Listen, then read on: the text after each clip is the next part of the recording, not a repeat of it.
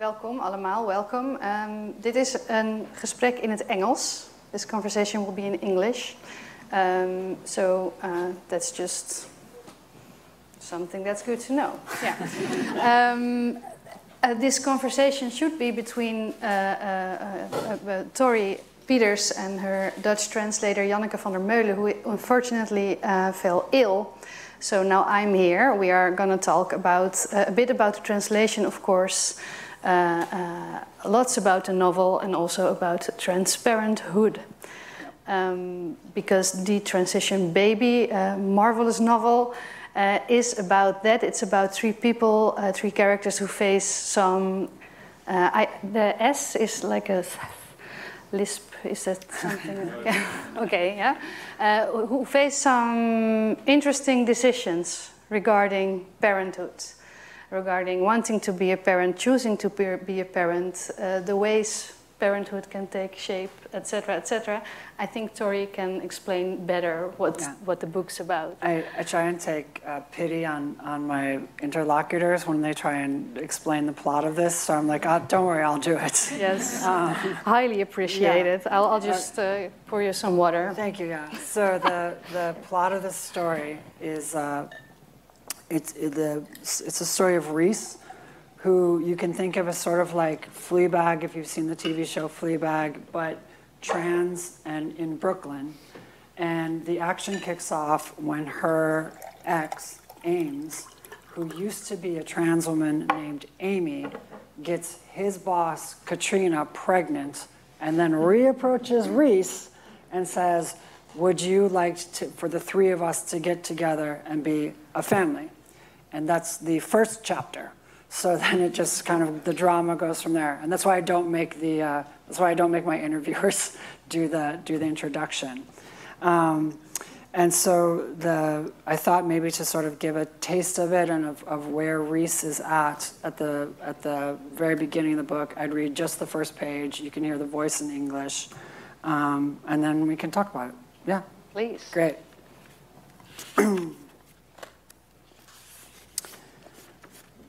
The question for Reese: were married men just desperately attractive to her? Or was the pool of men who were available to her as a trans woman only those who had already locked down a cis wife and could now explore with her? The easy answer, the one that all her girls advocated, was to call men dogs. But now, here's Reese, sneaking around with another handsome, charming motherfucking cheater. Look at her, wearing a black lace dress and sitting in his parked Beamer, waiting while he goes into a Duane Reade to buy condoms. Then she's going to let him come over to her apartment, avoid the pointed glare of her roommate Iris, and have him fuck her right on the trite floral bedspread that the last married guy bought her so that her room would seem a little more girly and naughty when he snuck away from his wife. Reese had already diagnosed her problem. She didn't know how to be alone. She fled from her own company, from her own solitude.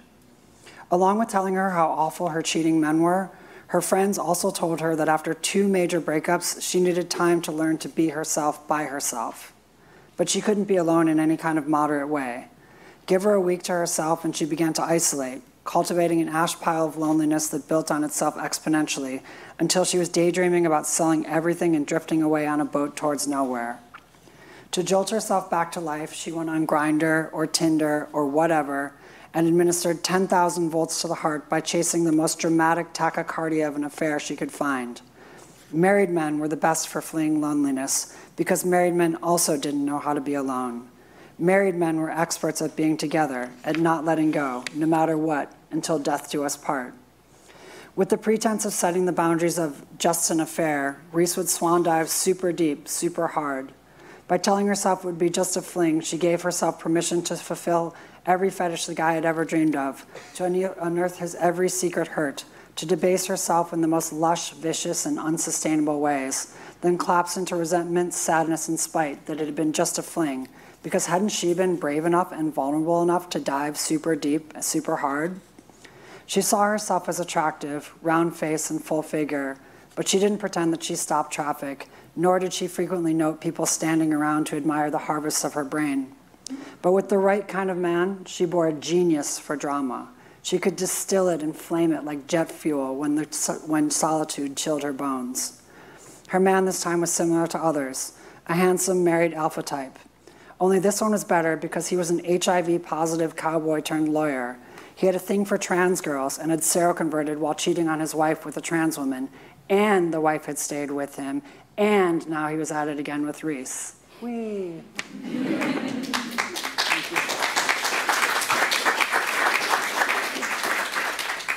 Yeah, I think that introduces Reese pretty well.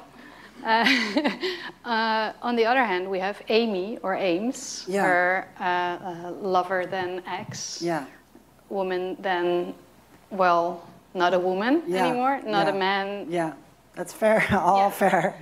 Yeah, he has a different approach to life. Mm-hmm. So there's two main voices. There's Reese, who is sort of catty and bitchy and high femme, and then there's Amy/Ames. And the book takes place in two timelines. The first timeline is when Amy is living as a trans woman, and then Amy detransitions, and the second timeline is when Amy is living as Ames. And one of the things I wanted to play with here is how gender, we think oftentimes of gender as sort of static. You are a thing, even if you're trans, it's like you're trans in this way. And I wanted to create a character to show sort of how Ames's identity changes not sort of on a continuum, but also over time. So the pronouns shift, the names shift, and you actually have 3 different periods of Ames where you have, I'll go backwards. You have Ames in the latest one, then you have Amy, when Amy was living as a trans woman, and then you actually have James, which was Ames's name earliest, and it's sort of like when you transition, it's not like you ever go all the way back. It's like the J is somehow missing from James, Ames. It's like a little word game that I played. We'll see if it's in the translation. And I was kind of trying to show that, like, when you detransition, it's not necessarily that you go back. It's that you're moving through gender, through time. Your pronouns don't always perfectly align with how the world sees you. The book uses she pronouns for James, even though the world would see James as a boy. Yeah, there's this wonderful sentence. She was the only boy in the ice rink, I think. We'll play with pronouns, and that's even before you get to other pronouns. It's just sort of showing how even with everybody just using 2 pronouns, it's really hard to actually sometimes tell what somebody's gender is, or how it's working, or where they are in life, or how it can get nailed down in one place. And I'll just say one more thing about Ames, which is that in the sort of plot of the story is that Ames has detransitioned and is hoping to have a family with Reese, because Reese is the one person who sort of won't see Ames as a father. Like Reese won't ever kind of believe the version that of Ames, where Ames isn't a woman, because the woman is who Reese fell in love with. So maybe as a family, with seeing himself through Reese's eyes, he could be a parent rather than a father. And that's sort of the whole reason that he comes up with this whole plan. Whether or not that actually works, is kind of, and whether or not that's actually a feasible way of navigating one's gender is kind of partially the point of the story. But that is essentially the concept that drives the subsequent drama. Yeah, I thought it was really interesting that you approach parenthood through the lens of that being a part of gender identity. Like, he wants to be a parent, but not a father. Yeah, I mean, that distinction is actually somewhat crucial to me, because there's the distinction sort of oftentimes the way gender is talked about is like you declare a gender and then you declare it, for yourself, and then you declare it to the world. But so much of gender is actually the world pushing back on you. You declare a gender and the world's like yes, no, or even within a gender you're saying I'm this type of woman, and the world says no, you're that type of woman. And my analogy is sort of for this is I thought a lot about marriage in general, that like if you get married, like I hear a lot of people be like, we're going to get married and we're going to reinvent marriage for our own particular marriage. You know, we're going to do it our way. Don't worry. We're not going to let the institution push us around. Well, that's very hard to do. And it's very hard to do because it's hard to be conscious of all the ways that something like the institution of marriage pushes you and when it's pushing you. So like my example for this is the first time I got married, before I transitioned, we were like, we're going to do it ourselves. We're going to do it our own way. And so like the first time that I went out and I was by myself and someone was like, oh, where's your wife? I was like, excuse me. I am not responsible for that. That's not how we do things. Like here, yeah, she's her own person. I don't need to know where she is. Like, don't ask me such a thing. And then, you know, the fifth time someone's like, hey, where's your wife? I was like, oh, I don't know. She's not here. And then, you know, we don't worry. And then like the 10th time, I was like, yeah, no, I don't know. And then, you know, the 100th time someone asked you, I was like, yeah, where is she? You know, and it's like that's not conscious. That's the world kind of pushing you and the thing, because you have to always be so aware. That's what Katrina is tired of. Yeah, what Katrina's tired of. Yeah, you have this wonderful scene or chapter where she and her then husband, I think, ironically watch the comedy Cheers with other couples. Right. Yeah, so it's sort of an example. Katrina is also unable to escape this, and so she thinks that she's a cis woman. She's by a the way, cis woman. And so one of the reasons she's attracted to queerness is she's like, maybe queerness can help me escape from the ways that, you know, like she's not actually attracted to women. She's in most ways, you know, hetero, but she's thinking maybe that queerness is a way around this. And for Ames is thinking about fatherhood. And so in some ways, why does it matter whether he calls himself a parent or a father? And I think it's that the same thing happens for fatherhood as happens in a marriage. You go to the playground, your kid is playing, you say like, well, I'm going to be this kind of father, I'm going to be that kind of father, and I'm not going to let, you know, the expectations or the stereotypes of fatherhood push me around. But over time, you see somebody messing with your kids, you see this or that, and it's so hard to actually have the world understand that you don't want to be a father in that way. And so for Ames, something as simple as a distinction between telling the world that he's a parent or being able to see through Reese's eyes that he's only a parent is how he's trying to navigate around the ways that an idea of fatherhood could push him into a position that he doesn't want to be. You know, I think whether language is enough is questionable. And whether this idea is enough is questionable, but it's something. Do you mean by whether language is enough? Well, the words mother, father, parents. You know, to parent is so. This book lays out these distinctions, and the whole book is about pursuing whether or not you can make a life through distinctions like this. Mm-hmm. You know, these sort of queer theories and or breaking institutions through language, through trying to navigate and negotiate with the world. And it's possible that you actually can't negotiate with the world this way. The world will push you around, and so you may have to do something more drastic than merely make a distinction between father and parent. Like proposing to your girlfriend who you just came out to? Yes. Because at first we have this part where Katrina tells Ames that she's pregnant. She has even an echo to prove it. And then she's waiting for his reaction for pages in my memory. Yeah. While he is like, oh my God, she doesn't know. I once was a trans woman and maybe still am in a way. How do I tell her? So his reaction is a bit cold. Yeah. And the next thing he does, a few events later, is literally proposing her to meet his ex, a trans woman, and to raise this child with the three of them. And you know, that's probably the hardest part in the book is like, why would a cis woman who's pregnant entertain this whole idea? Like, why on earth, if you were pregnant and someone's like, by the way, darling, I used to be a transsexual woman, and also would you like to share the baby with her? You know, of course, the reaction that Katrina said was like, "You're a sociopath. Get away from me." Am I like a walking uterus to you? Yeah, Oh no, I think she says that's a Reese actually. Yeah, she says, "Yeah, what am I, a walking uterus for your fantasies of being a mother?" And in a lot of ways, it's a harsh thing to say, but it's also fair. Like how do all these different people get together and navigate this?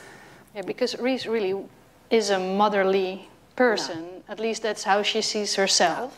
Yeah. Despite that opening, she sees herself as a mother, and one of the things that she thinks about is motherhood as a biological thing, but also motherhood as a sort of generational thing between trans women, and the way that trans women will oftentimes sort of have mother figures, and we will raise each other generationally.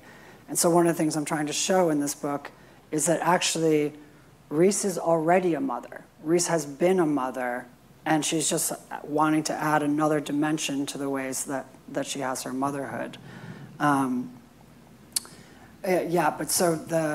But then the question is why would, as you said, Katrina, be interested in this? And that's one of the things I'm hoping that the book does, is it talks about how Katrina is tired of that institution of marriage and looking for family models. And can you just simply kind of pull different family models from the shelf? Can you say, okay, well, the nuclear family didn't work for me, the married family didn't work for me, let me just look over here on the queer shelf and I'll choose the triad family, or and I'll see if that works for me. Or is it a process in which you sort of have to constantly be examining yourself in the particular situations and come up with a solution, and also admit that sometimes maybe there isn't an easy solution, that queerness doesn't necessarily equally have the answer that you didn't find in a nuclear family. Yeah, and then there's also the part where through the lines you read the expectation of, okay, you're queer, why would you want a nuclear family? Oh, yeah. There goes your... There goes my microphone. Yeah. Like, why would you want to step in that hetero model? Right. Yeah. And I think, so yeah, there's that question, I think that's right, which is, I think why would Reese be wanting this? That all through this book, Reese is looking for she wants to be validated in very stereotypical ways. That's one of her problems, but also what I think about sometimes is the difference between our desires and our politics. Yeah. You know what I mean? That lots of times you're like, okay, here's the correct politics, here's how you should feel about family, here's how you should feel about bodies, and you walk around and you go, yep, that's the right way to say it. But in fact, your desires are quite different than that. You can see oftentimes that you say, like, here's bodies, all bodies are beautiful and stuff like that, but then you see people are doing all sorts of things to change their bodies, even as they're saying all bodies are beautiful. And so you see that there's actually differences all over the place between one's desires and one's professed politics. And what Reese is trying to do is Reese is just trying to own all of her desires, no matter how politically incorrect they are. Reese grew up in Wisconsin. It's rural United States. She grew up with a model of womanhood that was a very stereotypical womanhood. It's like deeply ingrained in her, even though she's trans. Like, just because you're trans doesn't mean that you don't inherit all of the ideas and stereotypes and histories and traditions that anybody else has. Such as the Sex and the City problem. Yeah, such as the Sex and the City problem, which... Or am I now interrupting your train of thought? I think that's a perfect segue. Yeah, so Reese often wants these stereotypical things, even though politically she's like, these are a little bit, maybe not the perfect politics. And I think we're all all of the characters are navigating between correct politics and messy, problematic desires that, when we're kind of honest with ourselves, sometimes we have them. Maybe we should explain what the Sex and the City problem is. So the Sex and the City problem is early on in the book, and it's actually based a little bit on my own life, and it's a little tongue-in-cheek, a little sarcastic, but I was. Maybe you should put it on your lap because you're good. like trying to balance. To figure out what to do with the microphone. You know, after I transitioned, so many of the stories of transition are kind of like, you transition, then you have it all figured out, and you can just move on. But I transitioned, and I was a little bit like, okay, now what?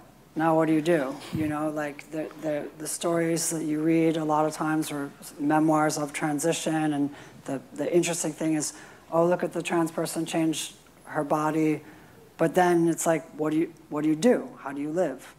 And I looked around, and the generation of trans women who are older than me, a lot of them were like, well, we're not really sure right now, because the possibilities, or the horizon of possibility, has so changed between, say, the 90s and 2000, starting maybe 2012. Suddenly, your horizon wasn't survival. Your horizon was, you could do all sorts of things. There's still problems, but the horizon was certainly further. And so then I looked around to the cis women I knew, and I was like, well, what are you all doing to save yourself in your 30s? Like, how are you finding meaning? Maybe I can model myself off after you.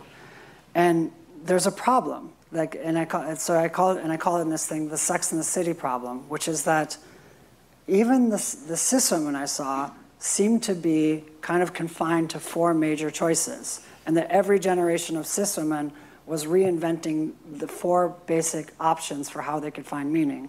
And, sort of tongue-in-cheek, those options were embodied by the characters in Sex and the City. You could have a baby and be a Miranda. You could find a husband and be a Charlotte. You could support yourself with a career and be a Samantha. Or you could find meaning or purpose through art and be a Carrie. And every generation reinvents that possibility, but have you actually transcended that possibility? Are there new possibilities, new ways of being a woman? And the problem for trans women is that we're a little bit behind. We're aspiring to have that problem. We want that problem ourselves. We would like to be like, with the options. Yeah, we'd like to have the options. Yeah. I'd like to have the option to be confined in that way. And so that's Reese's like tongue-in-cheek framing of the Sex and the City problem. And she's like, we're the first, again, politics and what's problematic. She's like, I'm the first generation of trans women that I can contemplate perhaps how bourgeois I want to be, and that is both, which is I think a lot of what the politics of this book is. It's both regressive and subversive at the same time, and that the normal kind of paradigms of those things for trans women in this particular moment are a bit scrambled. And the book is, the book was sort of my attempt to begin to parse out what is. If I was to become incredibly bourgeois, is that radical? Like, if I'm the first, am I subverting something when I buy like kitchen appliances, or am I really just doing something regressive? And even though I might be, it might be have fought politically to do that regressive thing. So that's sort of Reese's position throughout the course of this book. But I think you also, it's not only this problem to begin, it's not only the starting problem of the Sex and the City problem, so she's transitioned, now what? But also, when you read further, there's the question, what is wanting to be a mother like? You phrased it somewhere like being the mother of a child, or the mother of this child. Yeah. So, you're totally right. One of the things that actually comes after this whole what now? Yeah, that actually it came to me later in the book. When I was writing it, I was taking on the Sex and the City problem in a somewhat theoretical way, which is to say, could I have a child? Could I be, the mother of some child? And at some point in the process, Reese's, and I think trans women in general, because we're in a place where not that many of us are mothers. So the idea of motherhood is in some ways theoretical. It's what would it be like? Yeah, it's a bit abstract. Yeah. And then what happens for anyone who, in the audience who is a parent, I've now become a stepmother since I wrote this book, is you run into a child, and the child is no longer a child, it is the child who is making all sorts of really specific obstacles in your life, and that your theory about what it means to have a child is suddenly runs up against the reality of the child that happens to be yours. And that is also the moment, I think, that for me is really important in fiction in general, is when, I heard it said, I think it was Philip Roth who said that politics is about generalization, yeah. Like the grand schemes for everybody, and that literature is about particularization, where it becomes incredibly small. And yes. And I think that is the moment that Reese runs into in this book, is the difference between the politics of the idea and the reality of the particular life that you live that often doesn't accord with the grand general ideas. Yeah. Yeah, I think we spoke yesterday, so I'm just getting back to that. There's another theory in your book that's by Amy. Yeah. Also a very theoretical theory, Yeah. the juvenile elephants. Yeah. Of which you said that's also like a very. She's been thinking about that so much. Yeah. That it's just an idea. Yeah.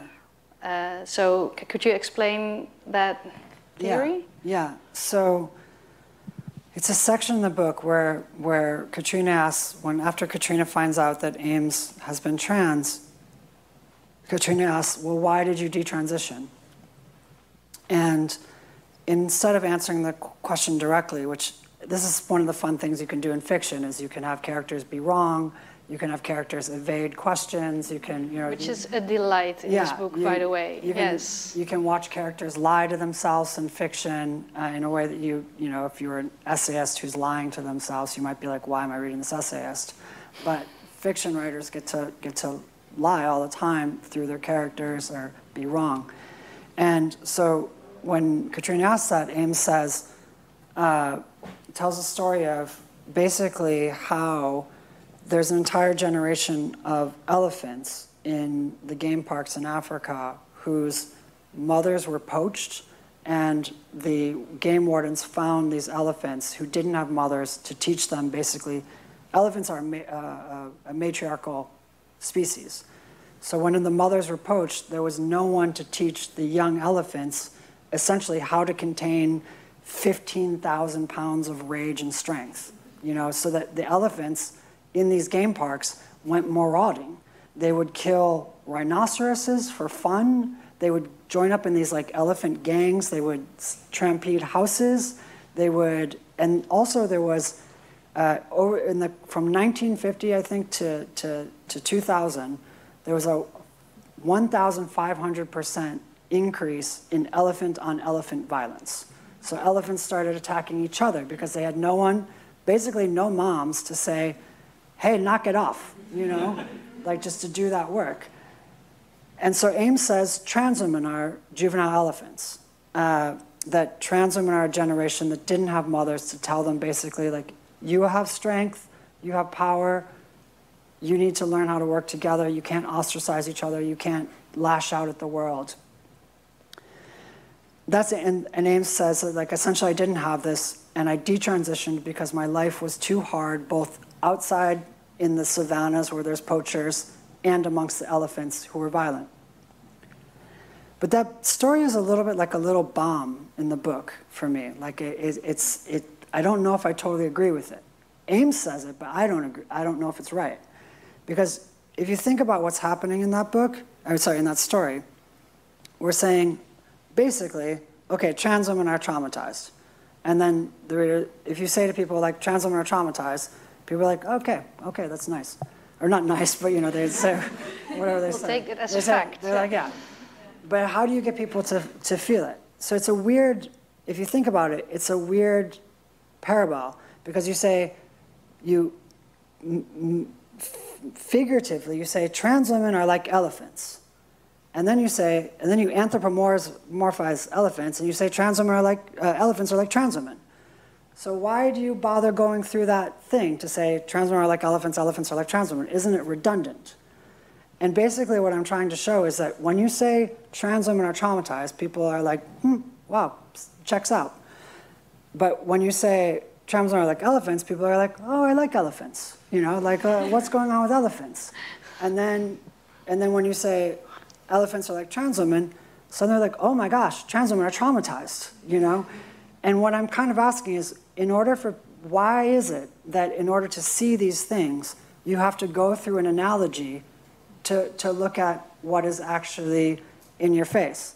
And someone like Ames, who is detransitioned, who's dissociated and somewhat numb to the world, even in his own brain, has to go through an exercise of defamiliarization, of analogy, of metaphor, in order to connect with his own kind of trauma and pain about what happened to him, even as he's also projecting it into the world. Isn't it also about something that Reese doesn't feel very much the need to do, at least not that vocal, is to give proof of things? Like Reese actually somewhere says, I think Katrina asks her, why do you want to be a mother? Yeah. And she answers, do people ask you this question? Yeah.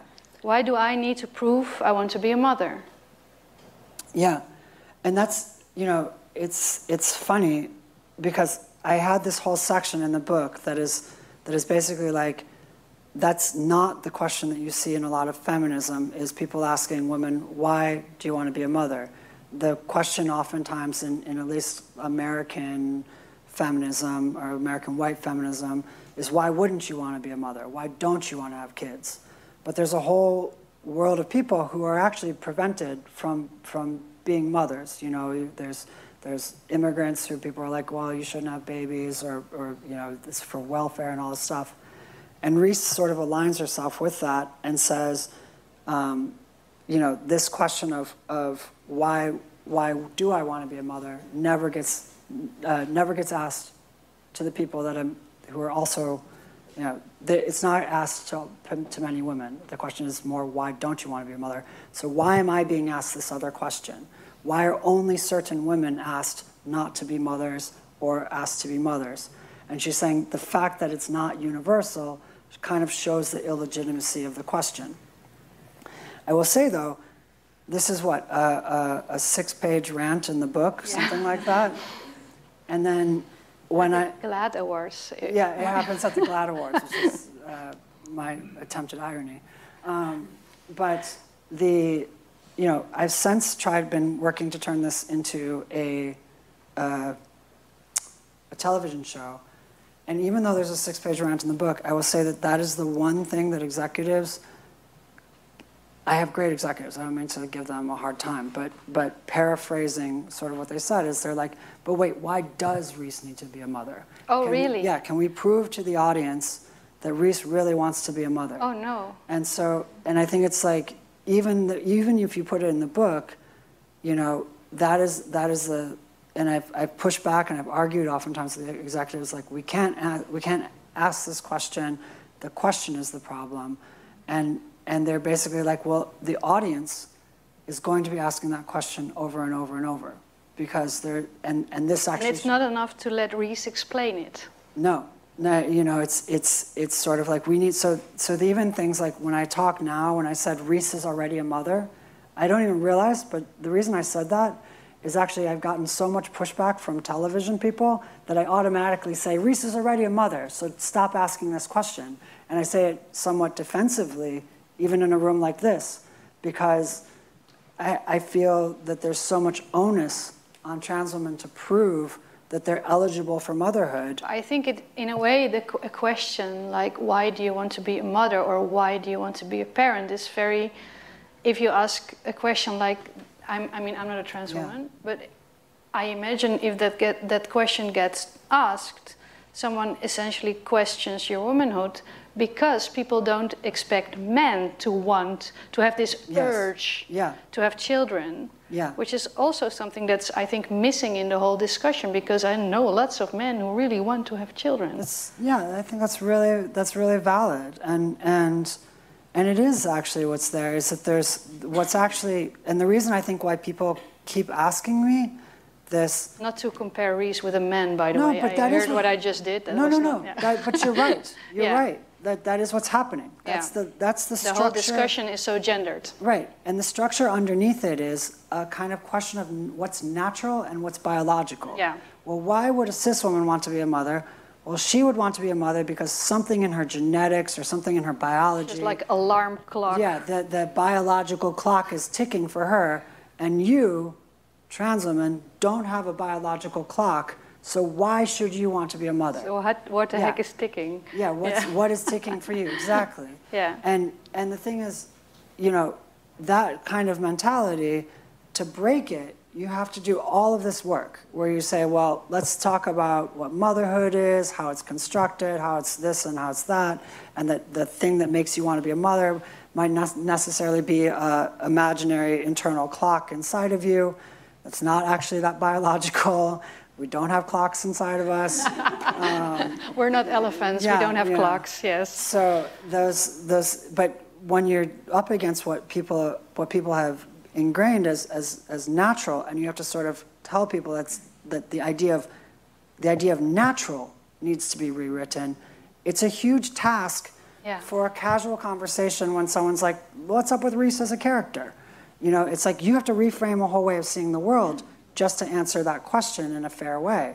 And that's a lot that gets put on a writer or on a character to reframe. I mean, I try to do it elsewhere instead of just have Reese be like, don't ask me the question. Yeah. But it's there. That's what's underneath the question. Did you manage to find a solution with the TV people?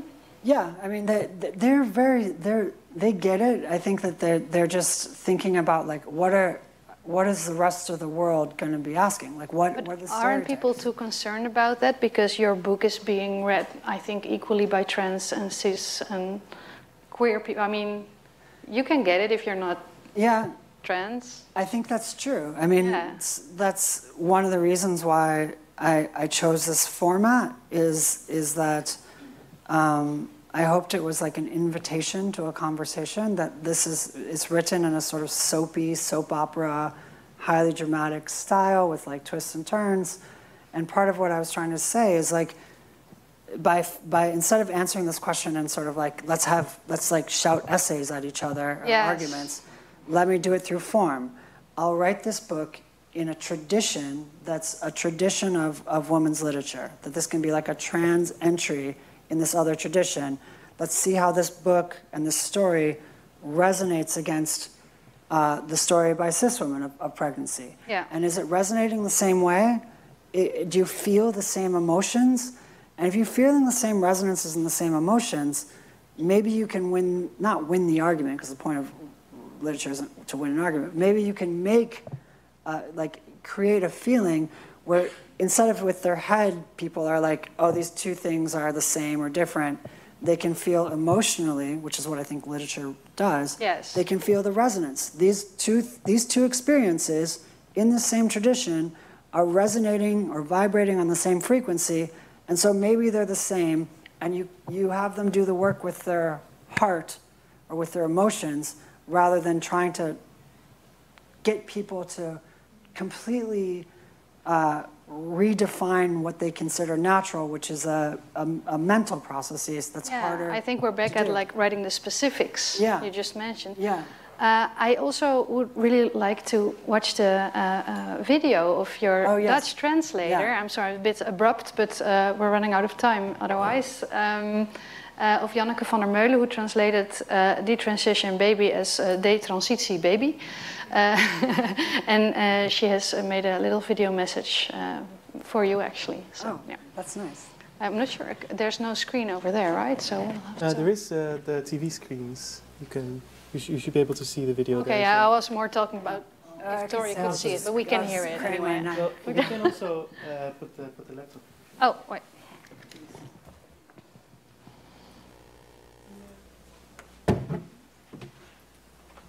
Can I just put it on a table or something? Yeah, get the cables. Or just on my lap?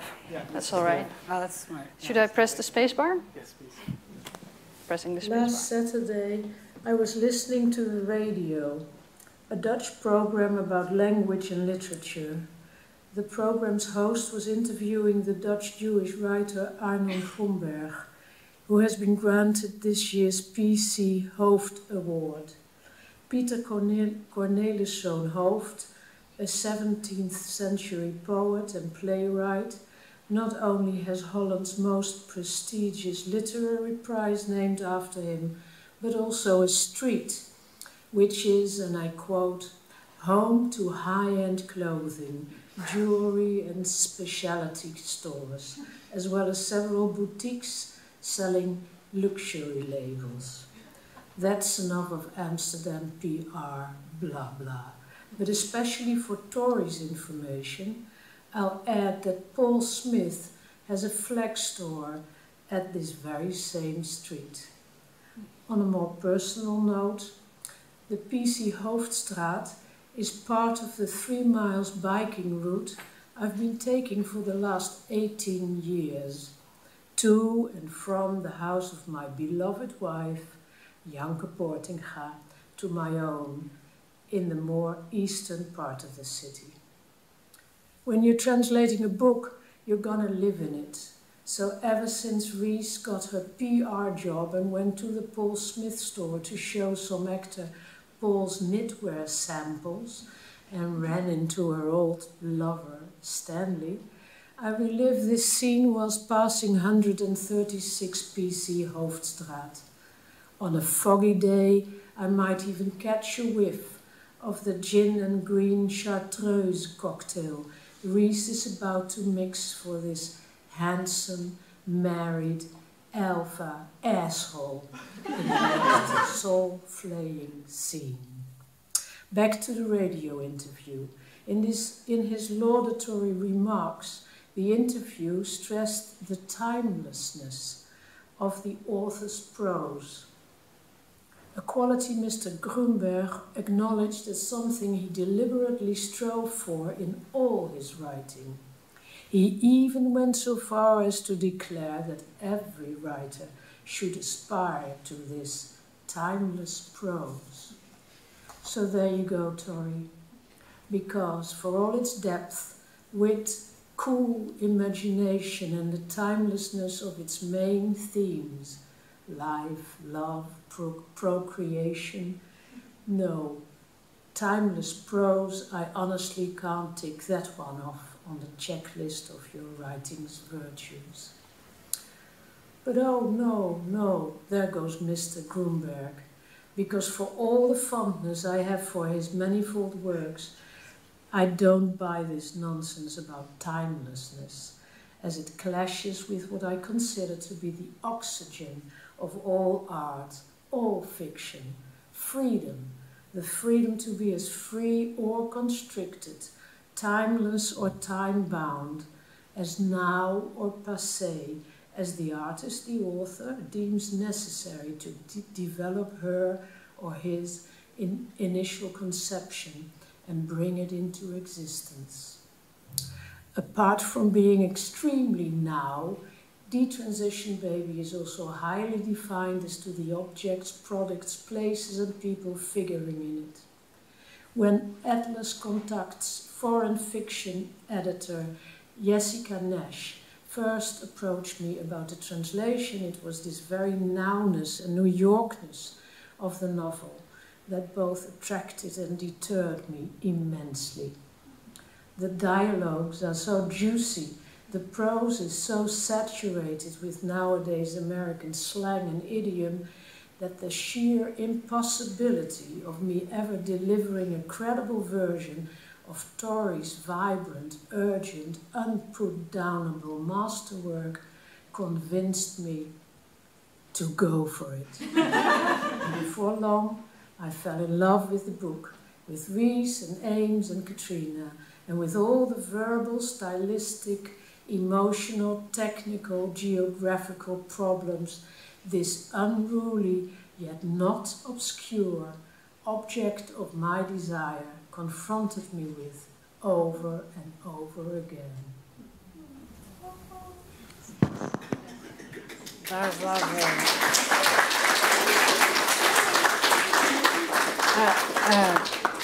In praise of Janneke's translation,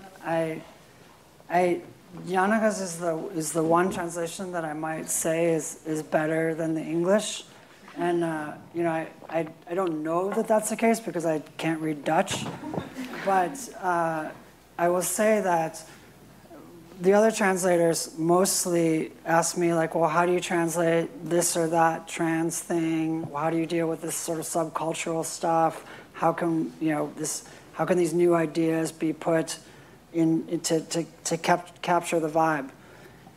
Janneke would come to me with like an English sentence, and she'd be like, "Your sentence is a bit ambiguous, you know," and I think could have written it better.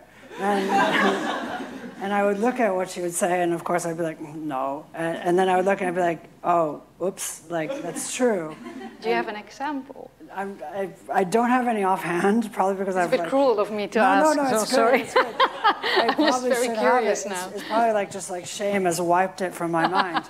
But it's true that she gave me a list of them, and you know, sometimes we argue, and I'd be like, no, I want this ambiguity, I don't want this one.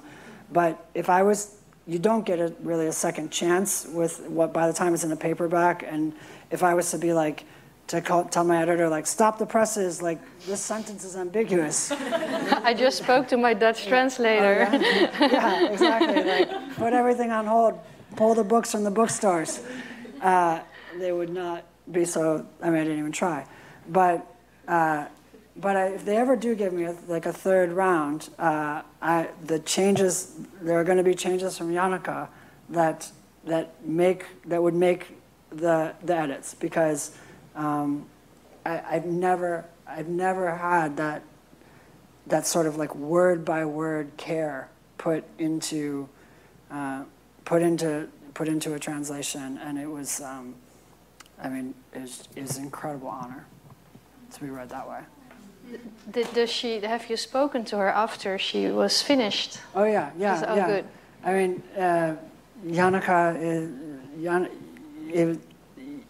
Janneke wanted to do such a good job that Janneke made sure we talked, you know, whether I wanted to or not. Like, we were having Zoom calls, we were checking in, and you know, I felt so bad that Janneke couldn't be here today, because you'd see, I mean, hopefully even from that video, but even if you just talk to Janneke for a short period of time, you're like, this is somebody who's doing it because they you know, Janneke truly cares. Yeah, it's a shame she's not here, so we could have asked her about the certain specifics of translating your prose.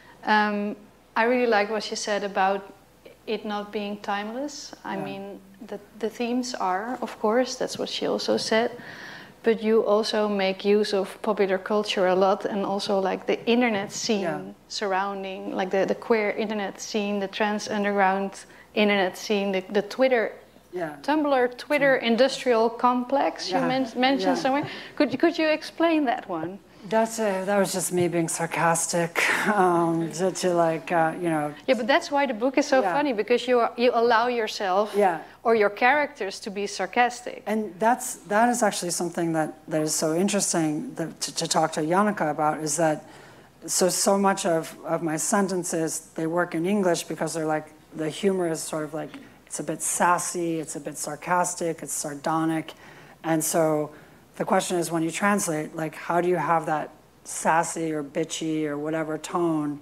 to, how do you capture it? And you know, a reference that might have a lot of bite in one place, you know, I think Twitter, Tumblr, industrial complex. Quite international. It's international, but you know, just other little lines, I'm blanking out right now, that might be, like making fun of, for instance, I make fun of the purgatory of Callan Lord. And most people wouldn't know what that is, unless you're like sort of in a trans scene. Callan Lord is the clinic where trans people historically could get hormones without much intervention. So, but the thing is, because there were so many trans women, trans people going to get hormones at this clinic, it's a bit like a factory. And so on one hand, you're very, very grateful that such a place exists that gives you care without, it's largely free and it exists. It's named after Audre Lorde, the writer Audre Lorde. It was started with Audre Lorde and a doctor as a HIV clinic. And then as there was so much overlap between people who had HIV and who were trans femme, they began doing basically off the not off the books, but off the label. Yeah, off label. Thank you, off label hormone care. And so there's this thing where Callan Lord is. If one talks about Callan Lord and one talks about the history of Callan Lord, one is inclined towards piousness. You know, when you say a name like Audre Lorde and you say that this is a place that can offer care through time, you know, there's a sort of like exaltedness, like this institution that saved us. But the reality of going to the institution, if you actually are trans and you're with your friends, is that it's like being in purgatory. You know, you wait around for the doctor and the doctor's busy and then they give you the wrong prescription and you go back and blah, blah, blah, because that's just life, right? And that the specific resonance between exalted, you know, pious exaltedness and the mundanities of going to the doctor, which is boring no matter if you're going to an exalted clinic or your regular clinic, either way, that the purgatory of Callan Lord has that kind of resonance. But most audiences don't know that. And in the United States, you know, if everyone's reading with Google, sure, you can Google it and you can maybe get a little bit. But if you've got a translated book where you assume that most maybe people who are reading it aren't able to read the websites in English, how do you not only capture that concept, but capture the ability to make fun of it while also kind of loving it? I'm really curious about how Janneke translated it, actually. But I see some blank stares.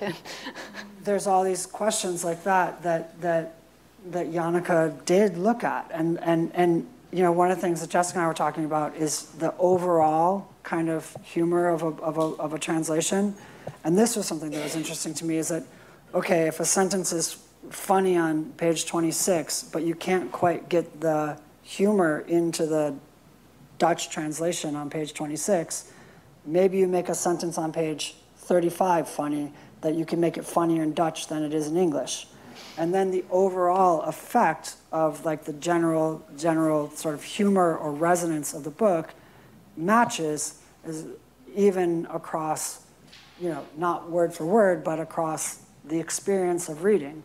And that's why, I mean, I basically feel like translation is like, I actually love that I don't read Dutch, because I can just sort of like trust people and be like, this is yours now. Like, you know, if you're, by the time you're actually adding humor on page 35, am I really the artist, or are you the artist? Like, there's something, and then is there even a definitive version? Like, the fact that there are sentences that might be better in Dutch than in English means that like suddenly the English is destabilized as the definitive, and that there's like, it might be like, I'm like, you know what, you should really read the Dutch though. You know, that's where I got it right. We can safely say you're safe if you prefer to read Dutch. Yeah. Just read Detransitie, baby.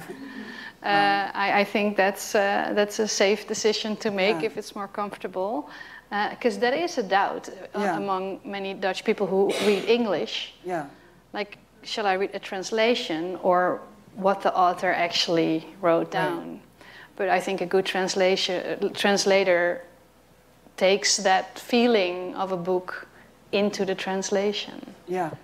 And then still, and this is the last thing before you also get to ask some questions, but yesterday we talked about also the humor in the book, and that I had a very loud laugh at a sentence. which was, if only someone would just push Reese into a bush, she'd know what to do. Yeah. And you said, well, this is the sentence that got me in trouble in an interview, actually. Yeah.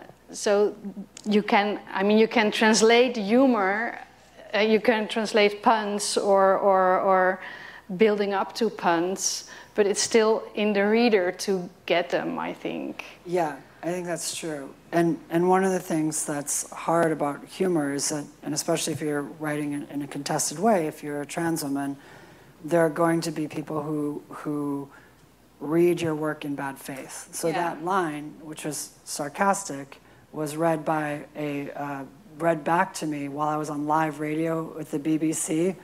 It was a joke about Reese performing womanhood and sarcastic about knowing how to behave when this man was rude to her. And it was read back to me, and I had to sort of scramble on the radio. And you don't want to be like, it was just a joke, you know, like... So you have to sort of like... I don't want women to be pushed into bushes. Right, exactly. And so you have to like then quickly do a thing, and it's like it's about the double standards of femininity versus, you know, for a cis woman, and, you know, threw in some Sylvia Plath references. And so there's a way in which humor really opens you up to bad faith if it's not, you know, there's a way for me that humor is the scariest thing to do.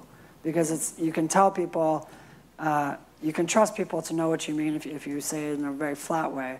But to do humor is to invite misunderstanding or even bad faith. And you know, and that's why it also feels great to sort of, when you have these translations, to just sort of let it go and be like, I hope it works. You know, I don't speak Dutch, so I don't know. But it's kind of a lovely feeling to just give it away that way. It sounds like it's working. Yeah. Thank you so much for Thank this. you so much. Yeah. If it's okay, if there's any questions from the audience, there's someone with a mic who can come up to you, or... over there. Lady with the glasses. Hi, yeah. Going on the subject of humor, well, I had a very fun time reading it, and okay, it was one of the first books which dealt so at length on trans issues, but it was A, a good story, and B, it was written not preachy. And was it a very conscious decision to use the humor in your book as a way to, well, not only make it digestible, but to cope with other problems, perhaps? I mean, I think there's a thing that happens with all humor, where, you know, you do something tragic for long enough and you repeat it and it suddenly turns into humor. But I think there's the other thing is that I wrote it in a lot of ways. I didn't know that I would be here. I had no idea if it was going to get published on this scale. I self-published my work before this. So I had no guarantees that anybody other than my friends would read it. And the thing about how I got to write it is I was writing in a lot of ways for other trans women, which, you know, because that was who was likely to read it. Artistically, I think when you write for other trans women, it forces you to have a higher level of insight. Like you have to tell trans women things that they haven't heard themselves. If you talk about hormones, they're like, yeah, I do it every week. If you talk about, you know, what it's like to go in a store and have somebody say something rude to you, they're like, yeah, you know, tell me something new about that experience.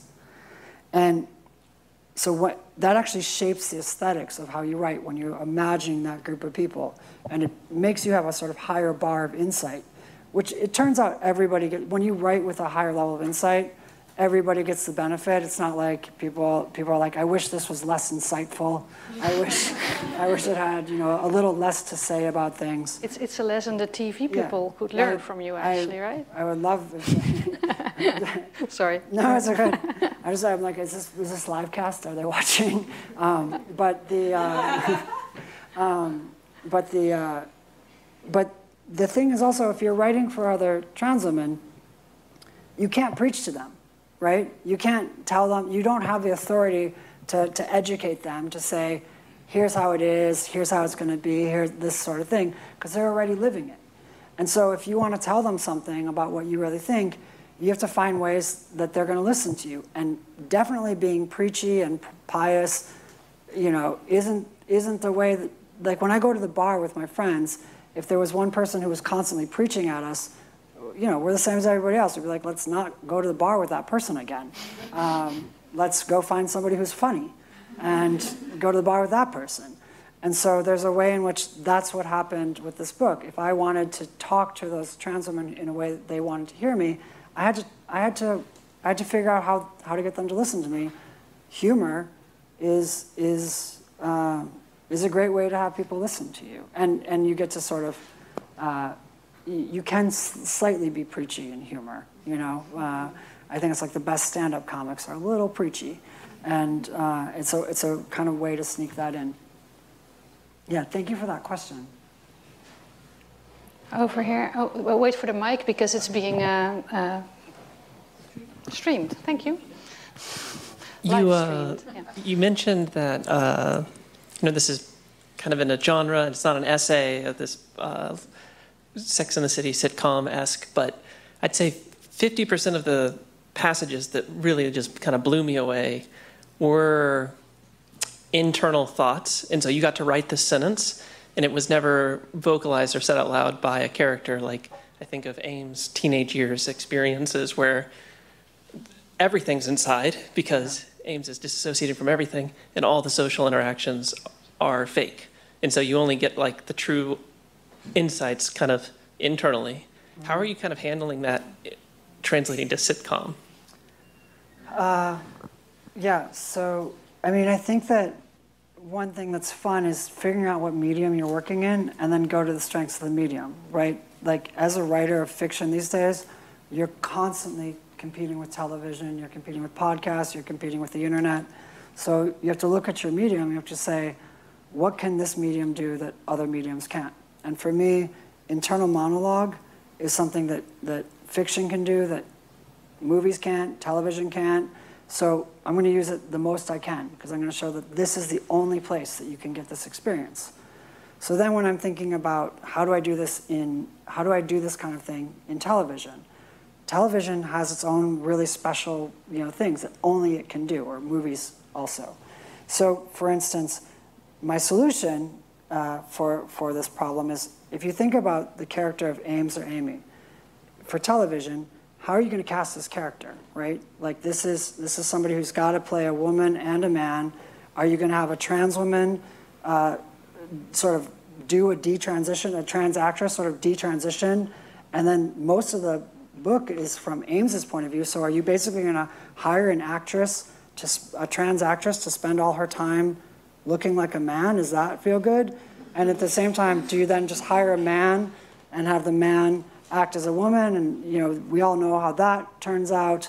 And so you're like, well, how do I do this? And then you're like, oh, television, you have to do what television does. What does television do? So the solution to this is exactly as you're right, as you say. Ames's problem is that Ames is dissociated. Ames can't see himself.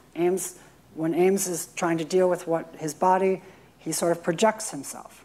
So in the television show, this isn't in the book at all, in the television show I was like, what would it be like, how might Ames walk into a room or as Amy, how is Amy walking into the room if Amy's dissociated, if she's dysphoric?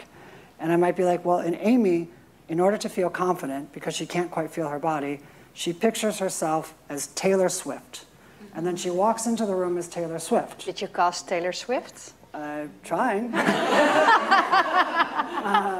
So then, what can you do in television? You can have these jokes. You can have Taylor Swift playing a psychic projection of dissociation and dysphoria, and you can have Taylor Swift playing the entire time. And then you can make jokes about it, because you have Taylor Swift, a cis actress, kind of playing a trans woman, but not really. It's a psychic projection.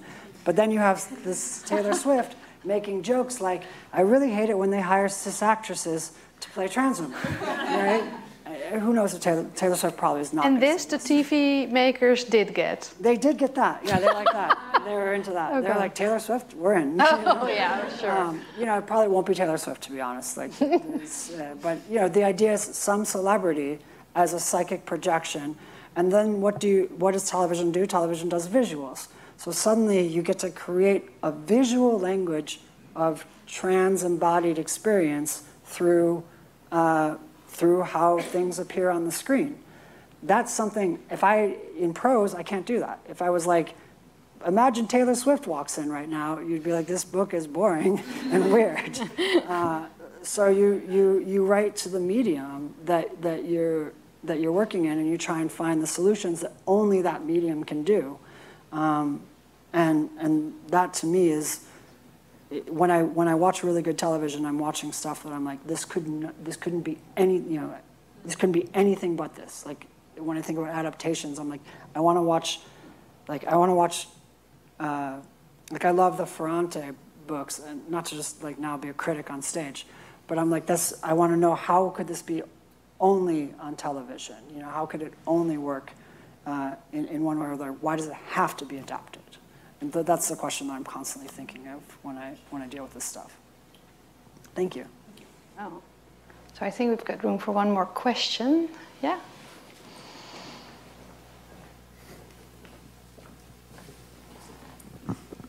So I was wondering about what you said about Reese never feeling the need to defend her mother instinct, or kind of refusing to defend it.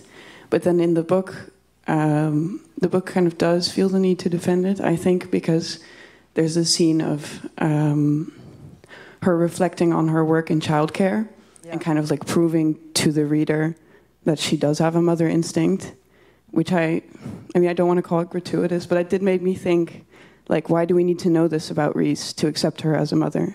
That is extremely astute of you, because that was the last thing that was added to the book. And that was, it ended up not being the editor that I went with, but I had a previous editor who asked that question and basically asked me to add a scene like that scene, and you just identified it. Oh, wow. So that's the answer to that question. Congratulations. You're a good reader. Okay, well, thank all of you for the very sharp questions. Thank you for being here in your European tour. 6 countries, right? Yes. Which is the next country? It's going to be Poland, then UK, then Ireland is what's left. And I'm, you know, if anyone's in Denmark in August, I'm at the Louisiana Festival. Well, we'll all be in Denmark this August. We'll wait for the sitcom, actually. Thank you so much, and I hope you all have a blast reading The Transition Baby of Detransitie Baby. Dank jullie wel. Thank you.